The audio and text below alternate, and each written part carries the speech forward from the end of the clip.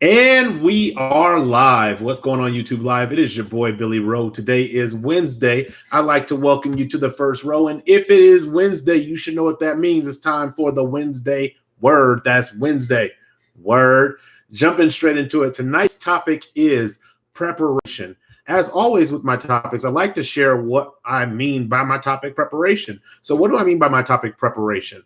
What I mean is being able to look further into the future or envision what you want to do in the future and being prepared for it, knowing the importance of preparation, knowing that really the opposite of preparation is procrastination, and getting out of that mode of procrastination and getting into a place where you are prepared for the challenges that you may face.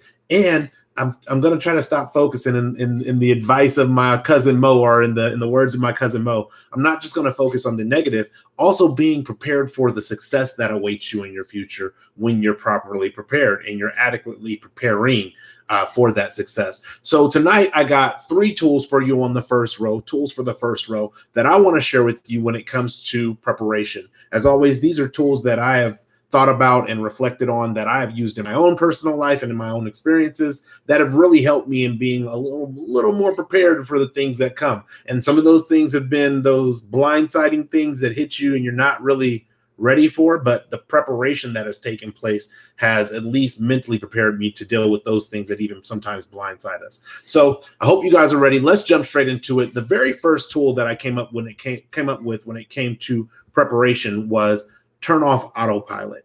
A lot of the times that we find ourselves blindsided in life, it's because we are moving through life on this autopilot manner where we're just, it's another day. I'm going to wake up. I'm going to go to work. I'm going to come home. And we get into this routine that creates, there's no easy way to say it, that creates this oblivious nature, a nature where we are just not aware of what's going on. And in a world like the world today, where we have so many distractions that are vying and competing for our attention almost 24/7, it's easy to leave autopilot on and quote unquote let the plane fly itself. But the problem with that is, because that autopilot is on, you can be unaware of your surroundings. So for instance, if I was a pilot and I wanted to fly from point A to point B, doesn't matter where, but there are mountains in that on that route. Flying autopilot is great, so long as autopilot accounts for the mountains that are going to be there. Yes, cousin, what's going on? Be intentional. As long as the autopilot accounts for the mountains that are there. However, if there's mountains there that the autopilot, the computer, didn't account for, then your plane might be flying straight towards a mountain. And if you are solely reliant on autopilot, if you are solely reliant on your habitual nature, you might simply run into the mountain, even though you were right there to take control of the plane. We do this. I used to do this a lot when I had a much longer commute. I would get off of work and just be so happy to be getting off of work and be so caught up in thinking about the things that I was going to be doing when I got home or when I got to the gym or whatever it may be, that I would drive through what we call highway hypnosis. I would go from work to home and have zero recollection about how I got there. Obviously, I got there safely. I mean, I made it. However, I didn't know if there was cars that stopped in front of me, if I was stuck in traffic, how many lights I stopped at. And not that you need all those details, but that autopilot is dangerous and reckless, because if you're on autopilot and you don't know how you're getting from point A to point B, who's to say that you're going to see the brake lights of the car in front of you and not just drive straight into them without any attempt to avoid or or brace for impact? So that's the first tool that I came up with. Turning off the autopilot, again, it allows us to be aware of our surroundings.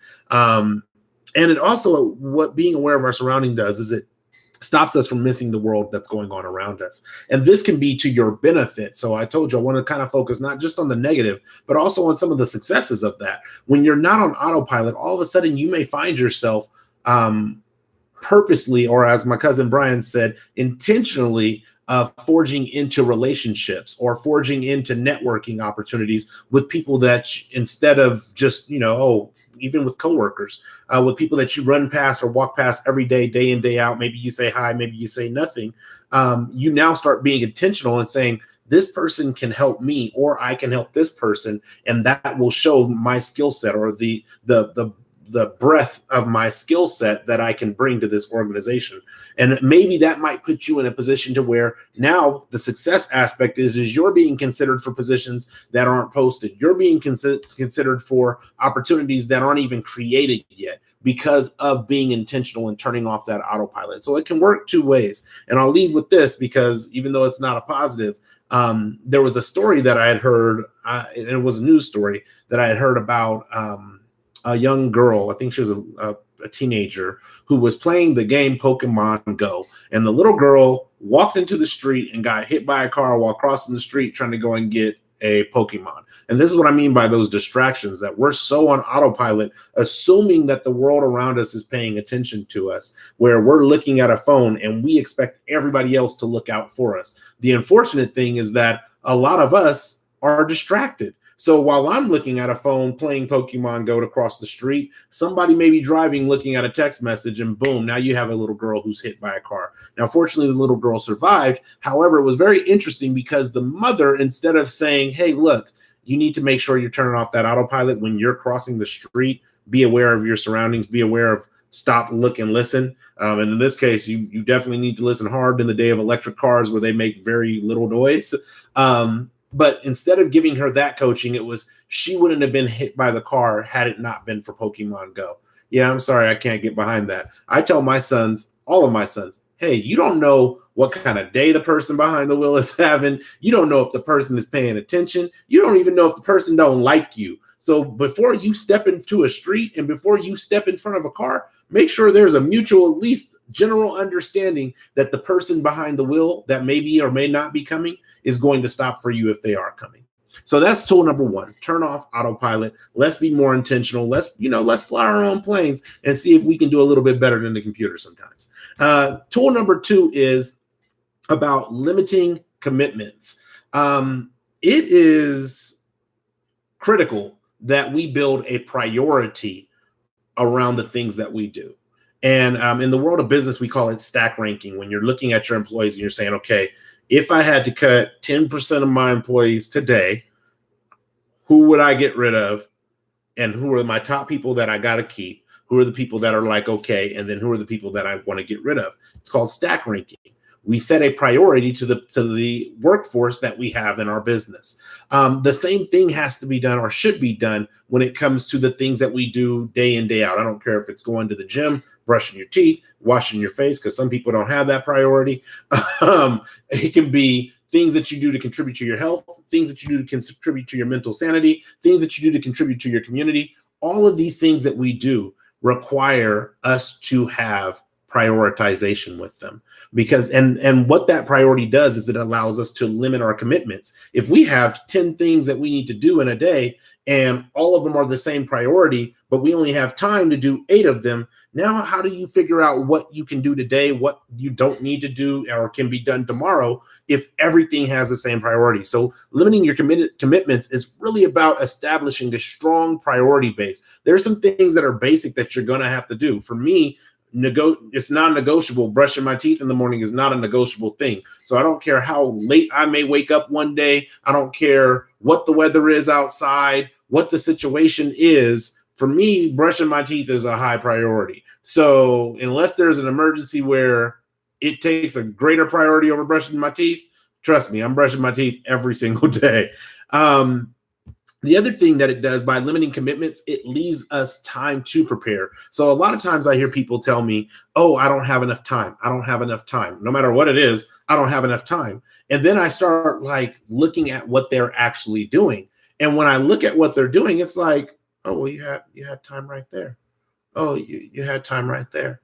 Oh, there was some time right there. You missed it. And it's not a judging thing, but it's just an analysis thing. I'm a natural analyst. So I'm analyzing when they say they don't have time. I'm like, in my mind, if you tell me you don't have time, now my question is do you really not have time, or do you not have the right priorities? Because if your priority is I got to get homework done and I don't have time to get it done, but then you have time to watch, Power and be on social media, it's not a matter of you not having time. It's your time allocation, how you're allocating your time. So that is one of the aspects. And then the other thing about limiting commitments that's really important to mention is limiting your commitments it enables you to handle what I call heavy lifting. And heavy lifting is things like your work demand. You have your standard typical work demand that you ate Monday through Friday, 8 hours a day, 40 hours a week. That may be your standard work demand, but there may come a project that requires more than that. May require 40 hours, may require 50 hours, 60 hours of time. And if that heavy lifting comes into play where you need to actually be able to lift some things, having a limit on your commitments, or at least a prioritization of what your commitments are, can allow you to shed weight. Okay, well, I'm going to have to work some extra hours this week, so maybe I won't be able to get to the gym. So what I'll do is I'll walk on my lunch. Now you can negotiate and maneuver priorities. But the heavy lifting isn't just with work. It could be emotional heavy lifting, or it can be medical heavy lifting. There's certain things sometimes especially when I was a kid, when I was a kid with asthma, there was health heavy lifting or health demands that had to be a priority. Yes, I love to play tag. It was one of my favorite games as a kid. However, if I find myself wheezing and I can't breathe, there's now some emotional panic, but health demands that need to take priority over the fun that I am having simply playing tag. That might mean I rest on the bench for a little bit, take some time off, catch my breath, jump back in the game, or maybe I don't play for the rest of that recess and I jump back in on the next recess. That is I think one of the prominent benefits of limiting your commitments is it gives you some flexibility, what I like to call some wiggle room, to be able to determine what is the priority and then being able to shift those things around if you need to shift them around. And so the third and the final tool that I came up with when it comes to preparation is about building in a buffer. It's almost the same as limiting commitments, but it's not, because limiting commitments is more about prioritization. Where I say build in a buffer is even your best laid plans. I mean, you could plan out, we could use like a wedding day. You can plan a wedding day out to the T that everything is going to be flawless. Something may come up. And when something comes up, it's important to have that buffer. I have seen this in the professional world so many times, people being fired for attendance. And I, even in all full disclosure, I was one of those people very early in my career. And it just got to the point where I was like, okay, I got to do something. I can't be losing a job over something as simple or trivial as attendance. Also, I don't need any extra stress when I'm running late on my days to work, or if traffic's not the way I anticipated it to be because I'm on a final or something like that, or on a written or on anything. I don't need to be that person who's stressed out about that. So I started building in a buffer to where, hey, look, I got enough time. Even if there is a little bit of traffic, even if there is a stoplight that's out and it's now a stop sign, I have a little bit of a buffer. And what that did was it allowed me to take a lot of stress off myself. Number one, where when I'm arriving somewhere, I'm not already amped up and wound tight because I was worried about catching the buzzer. But number two, what it did is it gave me a benefit of the doubt with people that I didn't have before. And so the benefit of the doubt that it gave me, I remember there was one situation where I was going to meet with a coaching client, and I left with ample amount of time to get to the appointment. And there was just this unusual traffic on the freeway. Well, it turned out there was a gas main that had broke.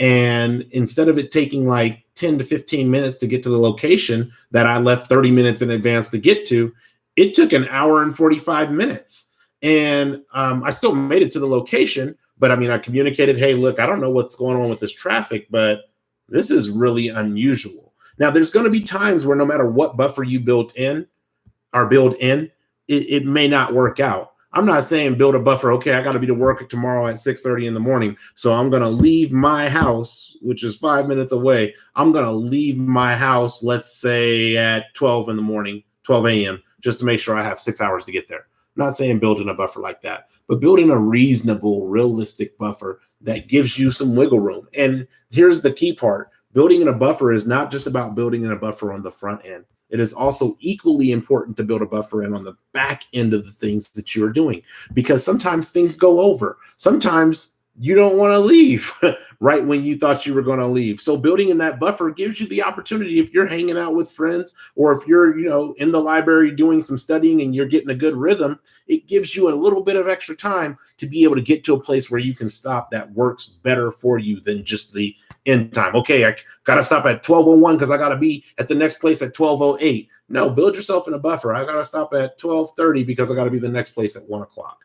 That's the importance of a buffer. And I think we all know the importance of a buffer, and many of us don't do this. I do this on occasion, depending on what my outfit has to be for work.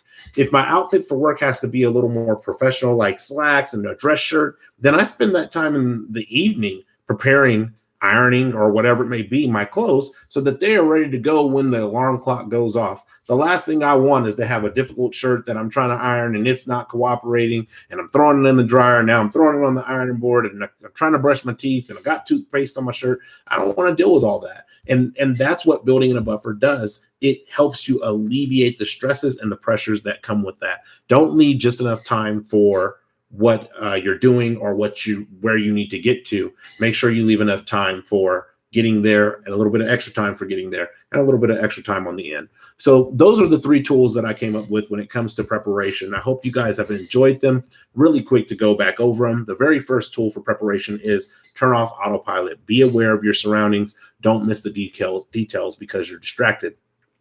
Tool number 2 is limit commitments.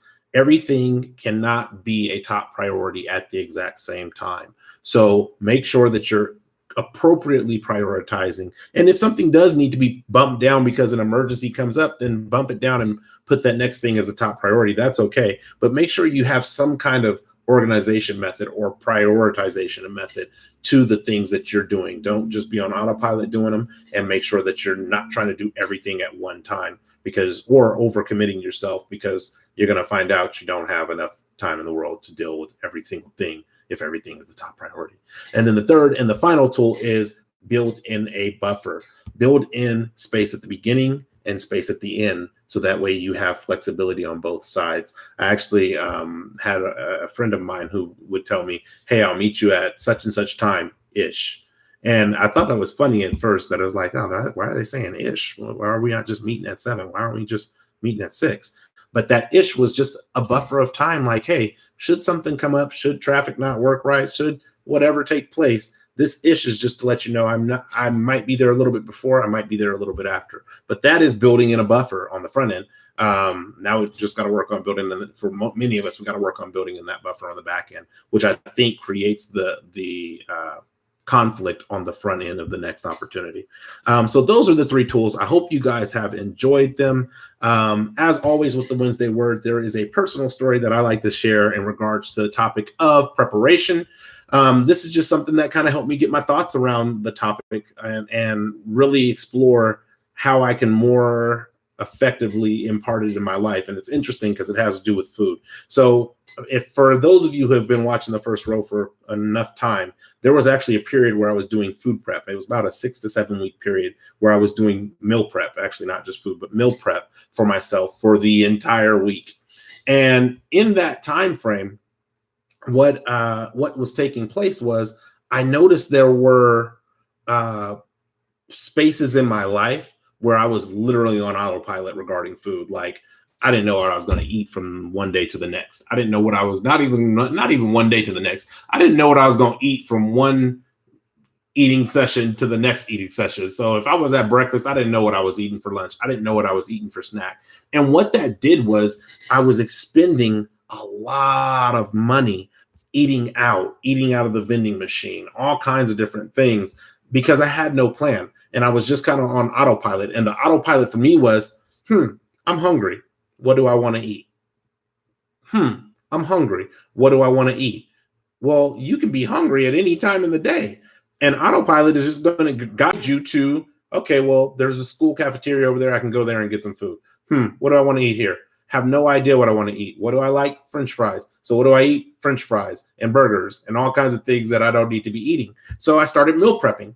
And when I started meal prepping breakfast, snack, lunch, snack, dinner, and having these different options throughout the day really reined in my eating habits. And so, number one, I turned off the autopilot. I immediately started seeing a savings, even though I was spending more money on food from the house. I immediately seen a savings because I wasn't spending $2 on a small pack of almonds. I would just buy a big thing of almonds and then have like 55 different little 2-ounce servings of the almonds. So that immediately reined in my spending. But the other thing is it immediately eliminated that question of, I'm hungry, what am I going to eat? I just knew, hey, I'm hungry, it's breakfast time, it's time to eat this yogurt parfait and fruit. I'm hungry, it's snack time, it's time to eat these crackers, cheese, and a fruit. I'm hungry and it's lunchtime, here's what I have. And I immediately, instead of having to try to figure out what the answers were in autopilot, I immediately started having the answers ready and available to me because the meal had already been prepared. The snack had already been prepared. And so then what I started noticing about my meal prepping was that I began limiting what my commitments were. And so I no longer had to commit to cooking after work. I no longer had to commit to cooking after the gym. I no longer had to commit to cooking when I didn't feel like it because the food was already made. And the benefit of that, by limiting that commitment to having to cook, I stopped taking the easy route out of, oh, I don't feel like cooking tonight, so I'm going to go ahead and go get fast food. I don't feel like cooking tonight, so I'm going to just eat some ice cream and go to sleep. Like, I got rid of that mentality. And not only did I get rid of that commitment of going to get food or having to cook food, I also created a commitment or created a priority of meal prepping on Sundays, which took about 4.5, sometimes 5 hours, depending on what exactly I was making. However, that commitment shifted to the priority is on Sunday. I don't have any time to play. I have to make sure that I cook these meals on Sunday so that they're ready to go on Monday. Because if I got to try to cook them on Monday, on Monday, now I'm in the work world. Now I'm also preparing for Tuesday's intersation at the time. Now I'm preparing for the Wednesday word. Now I'm trying to get a clip of those of those videos. Now I'm trying to get ready for the weekend because it's Friday and I just want to hang out. When am I really going to have time again to cook this food? So I limited the commitment of having to cook by creating a commitment on Sundays for cooking for 4 hours, 5 hours to get that done. And then the last thing is building in that buffer. And again, this is something on the front end and on the back end. During this time, because I was doing, like I said, intersations and Wednesday words and a lot of marketing on the first row, because of this time, what food prep did for me was it allowed me to build in a buffer of whether I was going to the gym. I didn't have to hurry back home to cook something. Whether I was writing down thoughts or writing down questions for an intersation, I didn't have to stop in the middle of that to cook something. Now I might say, okay, I need to stop to warm my food up, but warming up a meal and preparing a meal from scratch from beginning to end, those are two different meals. And so taking that, I was able to give myself, like I said, that buffer on the front end to be able to give myself that time to eat or have food ready to go so I can work during the time I need to work for first row. And then on the back end, when I was done doing the work, if I didn't eat in the beginning while the food was warming up, I still had that back end where the food was ready for me to eat and it was ready to go. So those are that's the story I wanted to share with you. And it's funny because, again, meal prep is, I think, something that is catching on in a lot of ways. And some people are buying it through online services. Some people are, doing it with their friends, whatever it may be, however you do it. It's something that I believe we know we need to do, or we know that we could benefit from doing. Not that we need to do that. We know we could benefit from doing. However, a lot of us don't do it. And just like with meal prepping, a lot of the areas that we could be successful in our lives, where we could be preparing for them, whether that's doing the prerequisites for a college course that you need to take, or if it's just simply reading up on a subject so that you can understand it a little bit better. That preparation, I believe we know we need to do, and we choose not to do it. It's time to start making a different choice and choosing to be prepared for the success that you say you want and the success that you say you seek.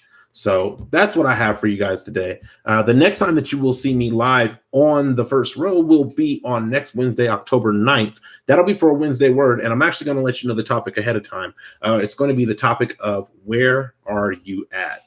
think about that question because it's a very deep question. But where are you at? I hope you guys tune in for that one. It will be live at 6:30 p.m. Pacific Standard Time. Other than that, thank you guys for rocking with me tonight. I always appreciate you guys jumping in on the first row. I apologize again last week for my lack of preparation on getting the Wednesday word out, but I didn't feel like pre-recording that one. And then I ran out of time. I thought about pre-recording it, but I did not want to pre-record it and ran out of time. So I hope you guys can forgive me, but thank you guys for tuning in live today. Other than that, if you guys like this video, please share it. If you share it, please like it. Happy to engage with you in the live chat. Happy to engage with you in the comments up to the first week after the content has been produced. And then other than that, I look forward to seeing you guys next week on the first row. One love, peace, and God bless.